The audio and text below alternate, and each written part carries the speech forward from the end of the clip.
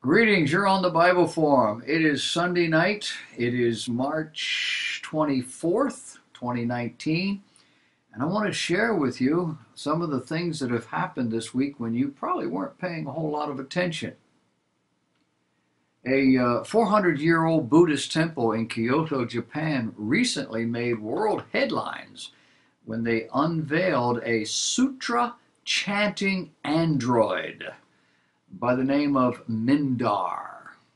I know that's not earth-shattering news, but Mindar is modeled after a Buddhist deity named Kannon. Kannon is known as the Buddhist goddess of mercy. Tradition says that Kannon takes different forms to help people. Now, the temple proclaims that Kannon has taken the form of an android. What makes Mindar truly different is his human likeness. If you see the picture, you can go to the website prophecynewswatch.com. You can see a picture. And the fact that people will flock to this image that speaks and answers questions, they will come in order to worship at its feet. It has no feet.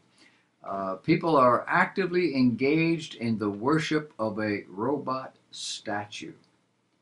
Does that sound familiar to you? On the home front, our own president, President Trump, on Thursday signed an executive order to promote free speech on college campuses. He is threatening those colleges with the loss of federal research funding if they don't protect those rights. Have you paid any attention to how this is all working in our society? These liberal colleges are just shutting any dissent down, anything religious, anything anti whatever they're in favor of, it suddenly isn't free speech anymore. The president said, quote, "We're here to take historic action to defend American students and American values. Under the guise of speech codes, safe spaces, and trigger warnings, universities have tried to restrict free thought, sought to impose total conformity, and shut down the voices of greater young Americans like those gathered here today as he was talking. I say it's about time. What do you think? Here's an article under the heading of Here's How It Works. A petition claims the University of Louisville Archive Gallery focused on Republican Senate Majority Leader Mitch McConnell and his wife. She is U.S. Secretary of Transportation. Her name is Elaine Chao. By focusing on these people, the university maintains, or some people, the petition maintains that, quote, multiple student communities feel unwelcomed and uncomfortable. And all of this unwarranted attention to these people ought to be eliminated so that the students would feel better. Now, the petition is referring to the gallery in the campus library. It's called the McConnell Shrine. And the petition contends that the gallery's presence indicates that the university supports the idea that only the lives of those with power and money deserve to be archived. Did they forget something? Or do they not know that this sort of thing is happening on college and university campuses all across America and has been going on for decades? People are being honored.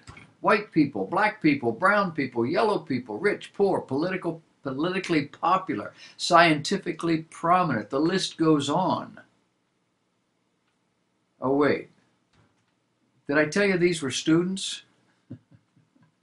That kind of explains the whole thing. The outlet said it retained an earlier version of the petition which stated that, quote, dedicating a space on campus to idealize a man who actively votes to take away the rights of immigrants, women, the LGBTQ community, people of color, and low-income citizens sends a message that our universities and libraries do not care about our underrepresented groups. Diversity, inclusion, or equality. And of course, university students should know. They know everything. It just seems that there are some people in our world who are unconnected. They're ill-informed, and they're almost uneducable. I ran across an article that tries to explain how ethicists think. And to set the stage, keep in mind that ethicists don't think like you. Years ago, Peter Singer of Princeton, a so-called expert in bioethics, promoted infanticide as a moral way of dispensing with unwanted babies. If you were with me in the early 20th century, you would have heard me railing against this. I started this show in January of the year 2000. We talked about Peter Singer several times in the course of this. The Journal of Medical Ethics featured an article advocating for the same thing back in 2012. It had a charming little title. It was called After Birth Abortion. Why should the baby live? And now we have just that very thing. Ethicists have also been called upon recently to justify euthanasia, assisted suicide, and other forms of what they refer to as mercy killing. It seems a lot of people are happy to oblige and cheerfully offer up evidence that the Judeo-Christian principles that form the foundation of Western civilization and has made it as powerful and as popular and as wonderful as it is are just hopelessly outdated. You see, killing the innocent used to be unethical, but it turns out we were wrong. Look out. Many more such discoveries are sure to follow. Ethicists are busy, and they increasingly discover that nothing is really wrong. One secular jihadist by the name of Armin Navabi, founder of the Atheist Republic, author of Why There Is No God, and a co-host of the Secular Jihadist, tweeted recently saying that there are a few moral barriers in our society, now liberated from the belief in God and thus any concept of objective morality, that still must fall. In his view, there is nothing wrong with incest, assuming it can be guaranteed that it doesn't result in procreation. He wrote that. He also said that this means that homosexual incest among consenting adults is okay, and attempts to separate two sisters or two brothers who are attracted to each other are unethical. Does any of that shock you? I think we've gotten to the place where we're not easily shocked anymore. But as shocking as it might sound, this isn't the first time it's showed up. In 2014, an Australian judge noted that pedophilia and incest might no longer be considered taboo, and noted that if a brother and sister should conceive, they could simply abort the baby. The same year, the National Ethics Council of Germany voted 2-1 to call for the decriminalization of incest. They explained that criminal law is not the appropriate place, or the appropriate means, I should say, to infanticide, euthanasia, suicide, and incest. There are no brakes on this moral train. The Commonwealth of Pennsylvania, their Republican legislature, is set to introduce a bill previously brought to the floor and rejected that would deem performing abortions based on a prenatal Down syndrome diagnosis would be a third-degree felony. The language would be in addition to Pennsylvania's existing Abortion Control Act, which made Pennsylvania one of only 8 states nationwide to ban abortion based on unborn baby's gender. Pennsylvania Governor Tom Wolf is threatening to veto that bill again. No stranger to Planned Parenthood, he racked up $1.5 million in donations for his political ambition from this group. That was just in the 2018 re-election campaign. A few Republicans in the state legislature refer to the practice of abortion based on Down syndrome as a form of eugenics, and rightfully so. This is not a pro-life versus pro-choice argument. The issue presented with this legislation is vested in the dignity of life of those with disabilities. How long before another disability is judged not fit to live by these eugenists? When this practice was made legal in countries such as Finland, the rate of termination for unborn babies with Down syndrome rose to nearly 100%. Planned Parenthood has labeled this legislation as an attack on women's health and an additional restriction on abortion rights. And I say, okay. There is a condition known as rapid onset gender dysphoria.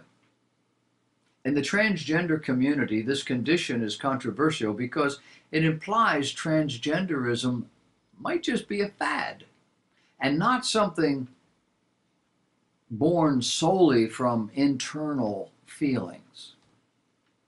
In rapid onset gender dysphoria, teens transition quickly due to influence from friends and social media. 4 women who are part of the Peak Resilience Project claim to have experienced rapid onset gender dysphoria and subsequently identified as trans men for several of their teenage years. They said, "We have all since detransitioned, desisted, and have been able to explore other individual factors that may have caused or exacerbated our dysphoria." National Review interviewed 3 of them. One woman said it was very much the in thing to do. She said, very confused about life. When I found this trans stuff online, I felt it explained everything. It explained why I didn't like my body, why I was being bullied, why I didn't fit in. And just about every question and problem I had, I just felt it was automatically answered. It was explained by this trans thing. But not only was it explained, she said, it also offered me a solution. Another woman said the 4 were socially isolated and looking for community. Social contagion, she said, is a big factor of great influence. And the influence of the media and friends compounds the whole thing. Jessie had similar feelings. She said, as a teenager, I was really involved in online activism and the rise of what people now call social justice warriors. I thought that was a very righteous cause to be part of as a young person. So that eventually led me to adopting more and more facets of gender ideology into how I perceive myself and others in the world. You see how this works? Confused, impressionable young people, influenced by a world outside their family in most cases, outside their community of friends. It's called social media.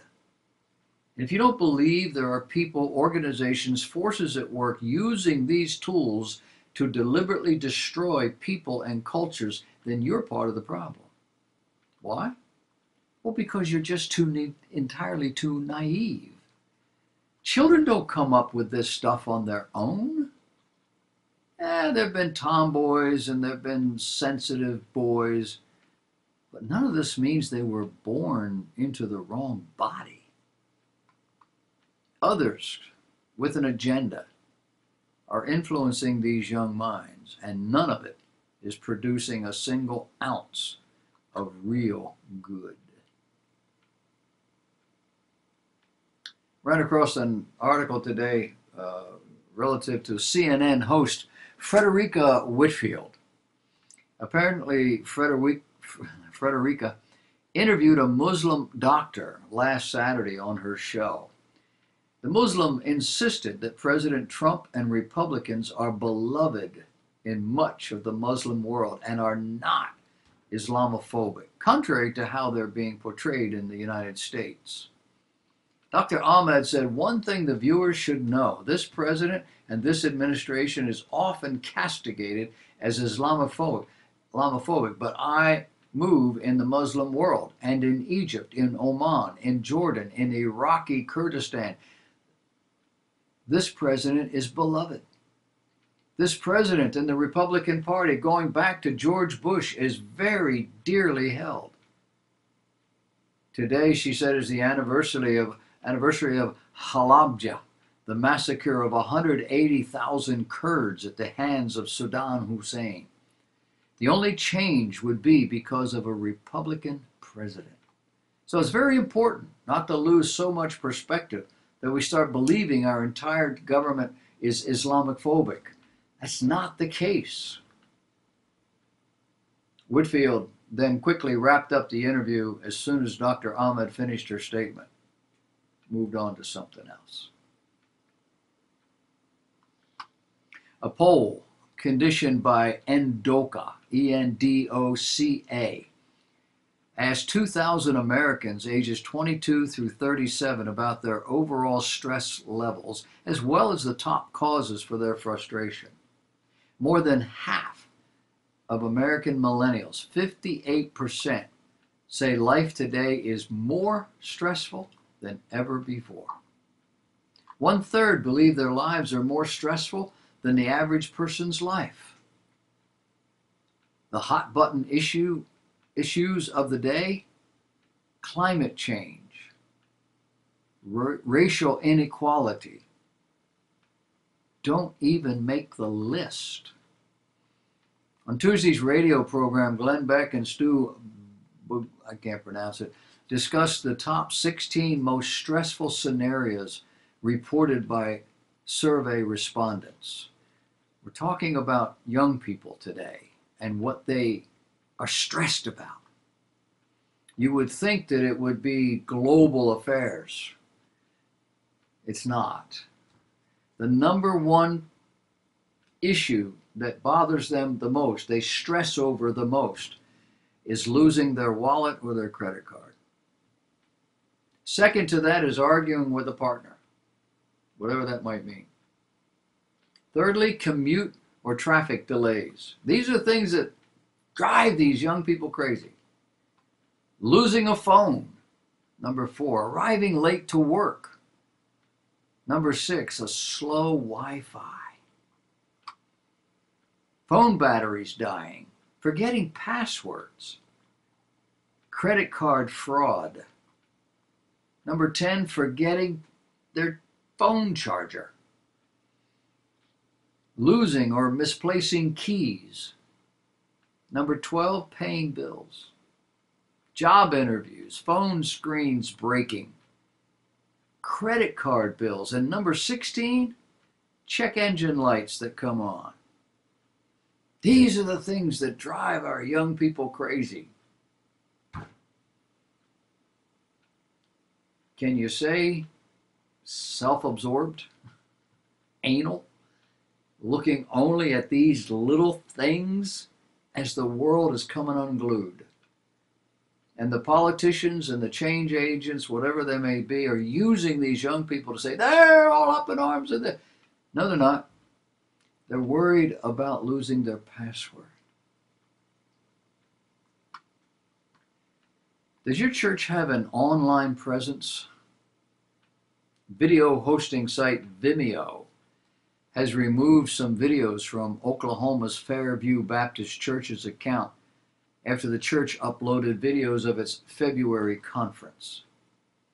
The February conference was entitled God's Voice, and And it was a gathering dedicated to bringing biblical clarity to the recent confusion surrounding the issues of reboiced sexuality and LGBTQ plus Christians. You do realize there's no such thing, right? Vimeo first removed the church's account and then on March 15 restored the account and many of the videos, but all videos from the God's Voice conference remained unavailable. An employee with Vimeo's Trust and Safety Department told the church in an email that Vimeo moderators will generally remove accounts or content in which uploads make derogatory or inflammatory statements about individuals or groups of people. Uploads that are intended to harm someone's reputation or have an overall mean-spirited vibe. The email also said the site forbids content that promotes sexual orientation change efforts. And they said it appears your account had a series of live streams promoting these views. Fairview Baptist responded to the email in a public Facebook post warning other churches to be aware of this policy. Christians should be worried, they said. It is only getting worse in America. Churches using Vimeo should be aware and consider other options, and when the censors come for them. Or say if and when the censors come for them. Christian talk show host Janet Mefford also spoke at God's Voice conference called Vimeo's Actions Discrimination. They removed sermons that had nothing to do with sexual orientation change efforts. You may not care about us, but this is an attack on Christianity, period, she said. I'd say unless you're living in a van down by the river, you know that the long-awaited Mueller investigation report is now in. What have we learned? Well, with well over 600 days worth, I think it's 696 days or something like that, Special Counsel Robert Mueller has submitted to Attorney General Bill Barr his report on the investigation into Russian meddling in the 2016 presidential race and possible collusion with Trump associates. The conclusion? Mueller is not recommending any further indictments. The investigation, which was initially ordered to look into the 2016 election in May of 2017, has gone on for almost 2 years. It has expanded to probe financial crimes of Trump associates before the election, conversations Trump's national security advisor had with the Russians during the transition, and whether Trump or his people obstructed justice, specifically with his comments and actions related to the probe. In these 600 plus days, Mueller's team has indicted, convicted, or won guilty pleas from 34 people and 3 companies. Issues unrelated to the 2016 campaign. 26 Russian nationals, 3 Russian companies have been charged with interfering in the 2016 presidential election, but none of the Trump associates connected to Trump have been charged with crimes related to collusion. Roger Stone was charged with lying about his communications with WikiLeaks, which published hacked Democratic emails during the election. Michael Flynn, former campaign advisor George Papadopoulos, both pleaded guilty to making false statements in 2017 and have been indicted.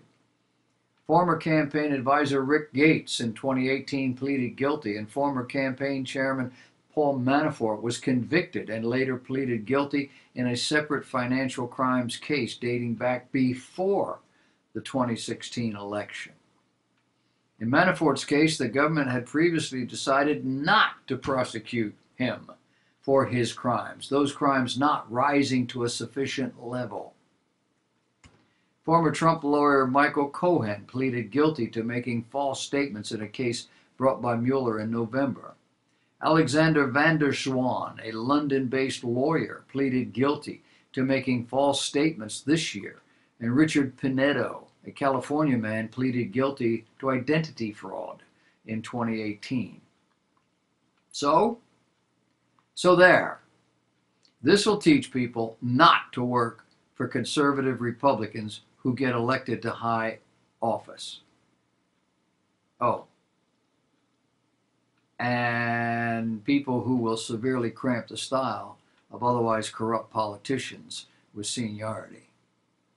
You do realize that all these people that suffered, all these Americans that suffered legal ramifications, did so for crimes and issues unrelated to the event that they were pursuing. It was an effort to get them to say something, anything. It's despicable. Have you watched your president lately out on the stump? He's starting to candidate already. He's going. And everywhere he goes, it seems, maybe not every single case, but pretty much wherever he goes, there's somebody there who would like for him to sign their Bible. You know, sort of like when you go to camp or you go to a conference and the speaker has just really thrilled your soul, and you go up there and say, I want a memento, would you sign my Bible? Well, religious news service is telling us that if Donald Trump were the Pope, or he were any other Christian leader, the majority of U.S. Christians likely wouldn't mind if he signed their Bible. 39% of Christians in the United States think it's inappropriate for a pastor, priest, or Christian leader to sign the cover of a Bible, regardless of what that means.